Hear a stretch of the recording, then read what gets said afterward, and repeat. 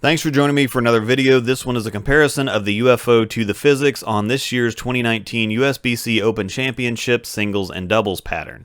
The UFO features Microtrax S20 solid, while the PhysiX features NRG hybrid. Both have asymmetric cores, the new ET core in the UFO, and the also fairly new atomic core in the PhysiX. The reason I'm comparing these two is because both cover stocks are nano-based, and both have similar performing cores. They're very windy and aggressively continuous. Starting with the PhysiX, I've always maintained that the amount of shape it has down lane for the amount of traction it gets is beyond compare. Nothing both hooks more and finishes harder. This has made it an invaluable addition to a lot of bags, both for league conditions and tougher ones. At box surface, obviously it's got a lot of traction. It's playing pretty far right on this pattern. It both has the strength to dig through the oil and the friction response to boom down lane, so it gives me a lot of confidence in execution. I can get through it well and just zing it down there and watch it punch.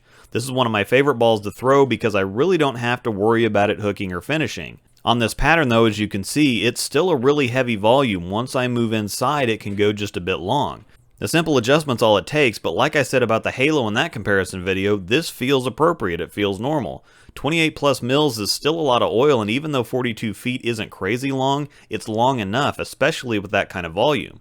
I still need to roll the PhysiX, as strong and punchy as it is, to get it to shape properly on the back end. Getting it to shape, period, isn't a problem, but getting it to start up soon enough to get all the pins down requires just a tad bit slower speed out of me and a little heavier hand. Moving to the UFO, if you saw my Halo comparison, this is more of the same. The Halo is earlier and smoother than the PhysiX, but they both cover about the same amount of boards. The UFO, on the other hand, is in between the two in terms of shape, but a fair amount stronger in every other category. While the PhysiX, like the Halo, needed a bit of help when I started to move inside, the UFO actually needs help getting down the lane from straighter and moves into its comfort zone at about 3rd to 4th arrow. Those of you who have the PhysiX know it's plenty strong, revvy, and quick down lane, but this condition makes even it work a bit, while the UFO's just starting to be at home. This is felt even more than it's seen or shown on video, and I think it's plenty apparent enough on video.